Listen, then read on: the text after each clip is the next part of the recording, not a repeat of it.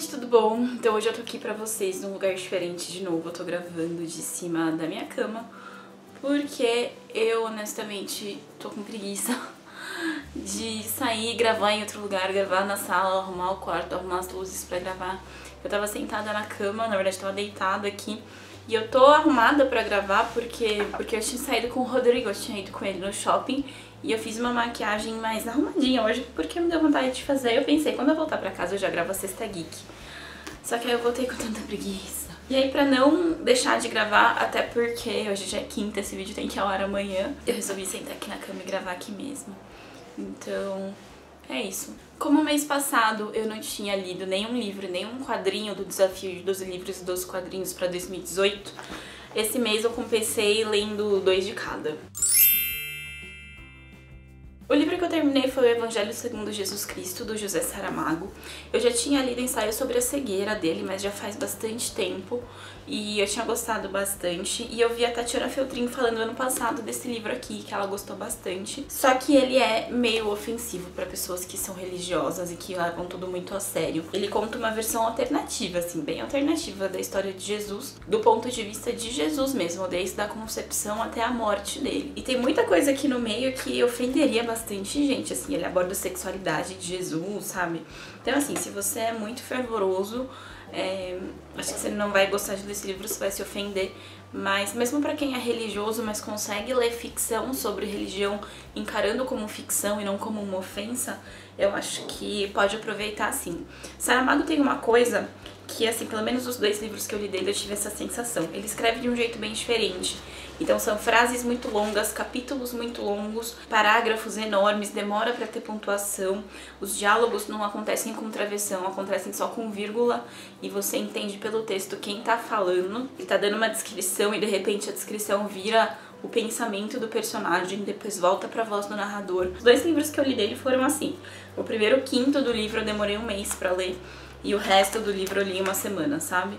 Mas eu gostei muito, muito desse livro. Ele escreve bem pra caramba, né? Tipo, depois que você pega o jeito dele, não é assim uma forma diferente à toa. A forma tá relacionada com o jeito que ele coloca o conteúdo. Então, eu gosto muito e quem gosta de literatura tem que tentar ler Saramago pelo menos uma vez na vida. Pro ano que vem eu vou pôr no desafio do ano que vem outro livro dele, que é o livro pelo qual ele ganhou o Prêmio Nobel da Literatura. E eu acho que tem uma importância meio histórica ler esse livro também, porque é o primeiro livro em língua portuguesa que ganhou um Nobel da Literatura, né? Foi o Memorial do Convento. E eu também quero ler aquele outro que é meio que uma sequência do ensaio sobre a cegueira, que é, eu não lembro o título, mas é uma história na qual a morte tira férias, então as pessoas param de morrer, e isso gera também um problema meio de calamidade pública, meio similar ao que aconteceu no ensaio sobre a cegueira.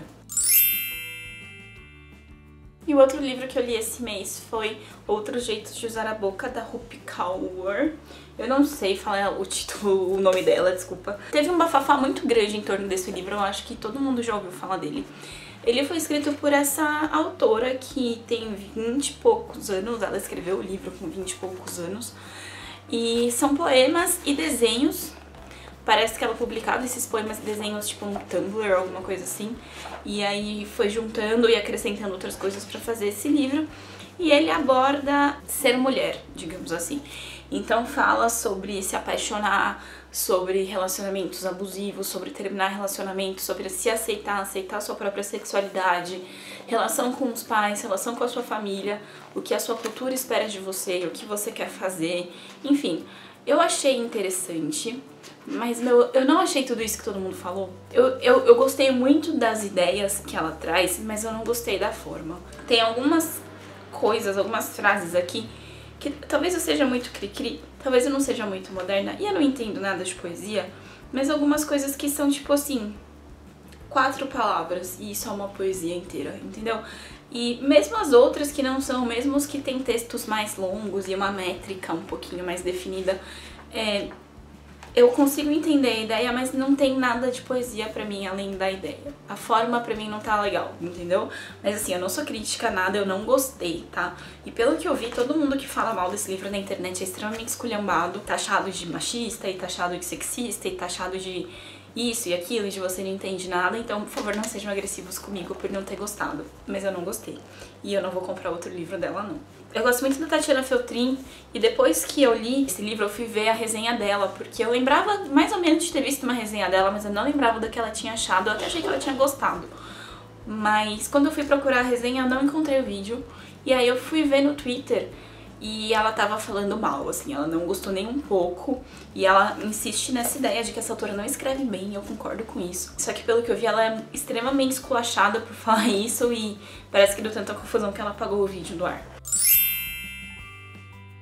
De quadrinho eu li então Gay em Pés Descalços volume 3. É uma série muito legal, se você é novo aqui no canal e não me viu falando dessa série nos outros vídeos, isso daqui é um mangá de 12 volumes, que eu tô no terceiro, que conta a história do Gen, que é esse personagem principal, o menininho, que ele morava em Hiroshima, ou em Nagasaki, acho que era em Hiroshima, na época da explosão da bomba atômica. Então o primeiro livro é a história da família dele, antes da explosão, vivendo na guerra até a explosão, e os outros 11 são eles vivendo depois da explosão e vendo o que aconteceu no país e tudo mais. Nesse terceiro livro aqui é o momento em que a guerra acaba, e é muito, muito interessante, porque apesar de abordar muitos temas tristes, é tudo visto do ponto de vista de uma criança. Então, por mais que fique pesado, não fica muito pesado. E a recuperação é meio rápida. E o Gen é um menino que ele é muito otimista. Ele tenta muito ver o lado bom das coisas e mostrar o lado bom das coisas para as pessoas. E tirar o máximo de proveito de cada situação, por mais que aquela situação seja uma desgraça enorme, sabe? Então, você acaba não se sentindo tão mal. É um tapa na cara, mas você não termina se sentindo mal, entendeu? Então eu gostei bastante do volume 3, o volume 4 também tá na minha estante pra ler esse ano ainda. Esse livrinho aqui eu ganhei da Tati, Simon's Cat Contra o Mundo. Tem uma patinha escrito 4, então talvez seja o volume 4. Eu assino o canal do Simon's Cat no... A cama vai balançar porque o Arthur subiu e tá andando e ele é meio gordo. Eu gosto muito do canal do Simon's Cat no YouTube. Ele põe vídeos só com musiquinha, sem fala, sem som, como se fossem quadrinhos, animações assim bem curtinhas, de 2 minutos, 3 minutos, mostrando os gatinhos dele e a história do gato principal, que é o Simon, mas tem outros gatinhos que aparecem na história e são gatos fazendo coisas de gato, é muito engraçado.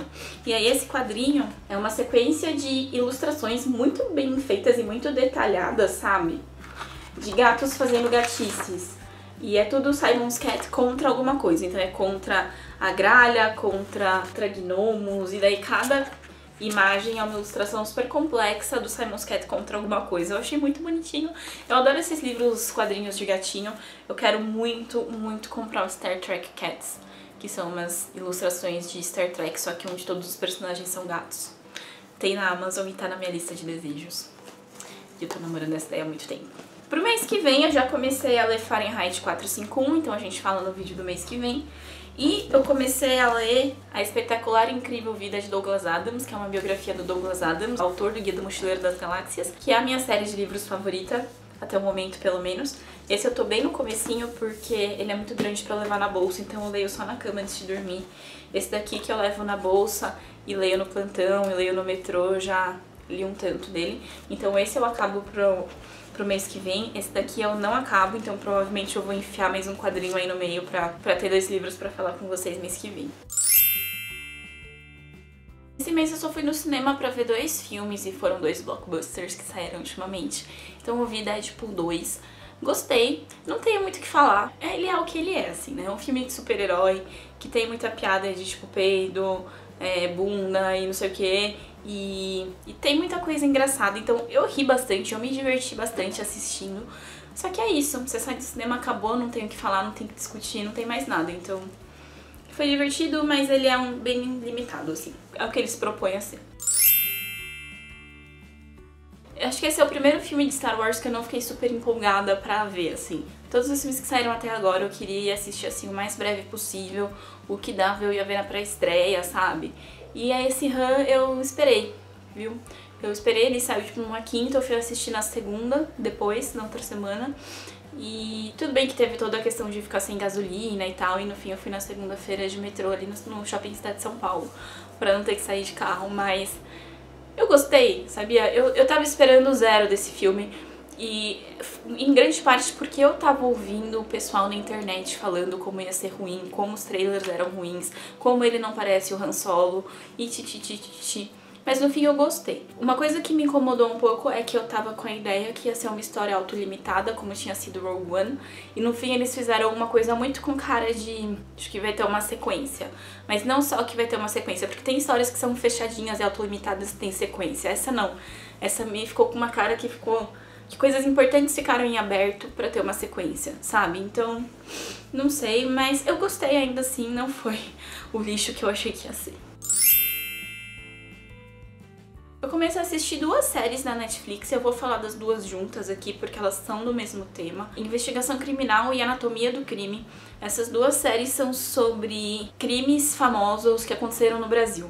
Então, o Investigação Criminal, ele tem episódios de mais ou menos 40 minutos e é sobre a investigação dos crimes mesmo. Então, tem vários casos famosos nessa série, tipo o caso da Isabella Nardoni, por exemplo, ou da Suzane von Richthofen, que vai mostrando como que os policiais e os investigadores criminais e o pessoal do IML descobriu como que as coisas aconteceram. Então é bem um CSI vida real, só que só a parte da explicação, sabe? O padrão de manchas de sangue no chão, que dava a indicar que a pessoa tinha sido levada no colo até um ponto, depois ela foi jogada no chão. A marca da tela da janela que tava na camiseta do pai, que é que eles tiveram que levar outra pessoa usando uma mesma camiseta, assim, do mesmo estilo e fazendo o mesmo movimento pra ver se ia gerar as mesmas marcas, tipo, como é que eles estavam fazendo as provas.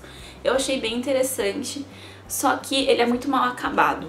A edição desse documentário é muito ruim mesmo, assim, a ponto dele ficar colocando várias vezes o mesmo clipe de mesmas imagens e de pessoas falando a mesma coisa e de que eles vão abordar uma parte do tema, então eles vão do começo ao fim do crime naquele tema, depois quando eles mudam vão ver de outro ângulo, volta de novo do começo ao fim, mas algumas coisas estão repetidas. Então assim, é porque é um tema muito interessante, mas ele é muito mal acabado e não dá pra assistir mais de um episódio por vez porque cansa. A edição cansa, sabe? Já o Anatomia do Crime, ele tem 2 temporadas já e são episódios mais curtos, de uns 20 minutos. E eles contam também crimes famosos, mas eles abordam a psicologia dos criminosos. Então ele vê, por exemplo, o caso do menino que era estudante de medicina que entrou num cinema no Shopping Morumbi e atirou num monte de gente numa sessão de Clube da Luta. E daí eles vão falar sobre esse cara, não vai ser sobre o crime especificamente, vai ser sobre a pessoa, o que se passa na cabeça daquela pessoa e quais são os possíveis diagnósticos e como que ele pensa e tudo mais. E aí em cada episódio tem só 3 psiquiatras que vão dar visões diferentes sobre aquela mesma situação. Então é bem interessante, é interessante também assistir com o Rodrigo, que é psiquiatra, pra ficar ouvindo o insight dele sobre os episódios. Mas assim, é pesado, aparece sangue, aparece corpo, eles dão aquela borrada em algumas partes, mas ainda assim eu entendo que é pesado.